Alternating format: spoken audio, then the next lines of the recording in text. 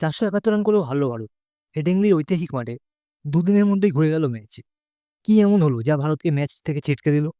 আজকে ভিডিওতে জানবো ভারতের হারের ৫টি বড় কারণ, কৌশলগত ভুল, মানসিক চাপ আর ইংল্যান্ডের দুর্দান্ত প্রত্যাঘাত। নমস্কার বন্ধুরা, আবারও স্বাগত জানাই আমাদের চ্যানেলে।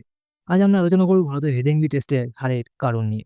এটা শুধু একটি ম্যাচ হার নয়, এটা একটা মনস্তাত্ত্বিক ধাক্কা, একটি শিক্ষা আর একটা বার্তা। যে দল প্রথম ইনিংসে ৪৭১ রান করেছিল তারা ৩ দিনের মধ্যে ম্যাচ হেরে যায় কি করে? এটা সত্যি হজম করা কঠিন। কিন্তু খেলাটাই তো টেস্ট ক্রিকেট, যেখানে এক একটা সেশনই ম্যাচ ঘুরিয়ে দেয়। আসুন ম্যাচটা বিশ্লেষণ করে দেখি।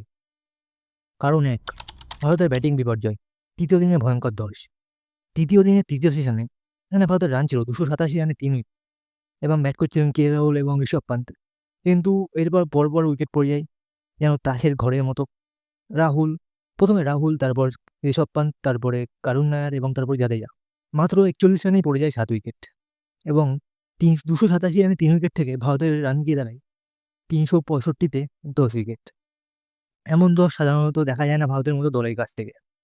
এই ধসের পেছনে ছিল ধৈর্যের অভাব, শর্ট সিলেকশনের দুর্বলতা, সবচেয়ে বড় কথা মানসিক প্রস্তুতির ঘাটতি।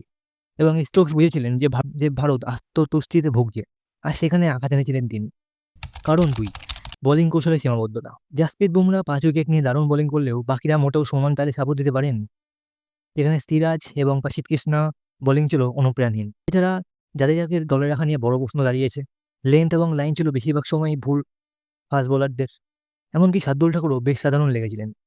একমাত্র বুমরা এই ম্যাচে ধারাবাহিক ছিলেন, কিন্তু একজন বোলারের উপর পুরো চাপ দিয়ে ম্যাচ জেতা যায় না। ভারতের বোলিং আক্রমণাত্মক থেকে রক্ষণাত্মক হয়ে যায়। এই কৌশলগত ভুলই ইংল্যান্ডকে ঘুরে দাঁড়াতে সাহায্য করে।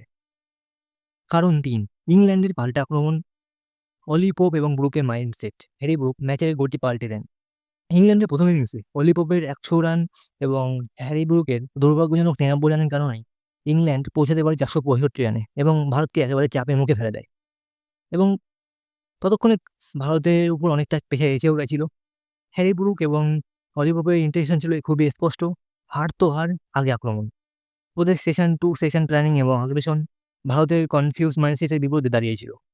এছাড়াও জো রুট, ব্রাইডন কার্স এবং ক্রিস ওকসের ছোট ছোট অবদান রেখে গেছে, যা ভারতকে ছিন্নভিন্ন করে দেয়। কারণ ৪, ফিল্ডিং ও সুযোগ নষ্ট। ভারতের ফিল্ডিং সবসময় ধারাবাহিক থাকে না, আর এবং এই ম্যাচে তা আবারও প্রমাণিত হয়েছে। ২টি গুরুত্বপূর্ণ ক্যাচ মিস করেন জয়সওয়াল, একটি স্ট্যাম্পিং মিস করেন পান্ত এবং একাধিক মিসফিল্ড করে সমস্ত টিম। ইংল্যান্ডের রান নিয়ে এগিয়ে যেতে থাকে।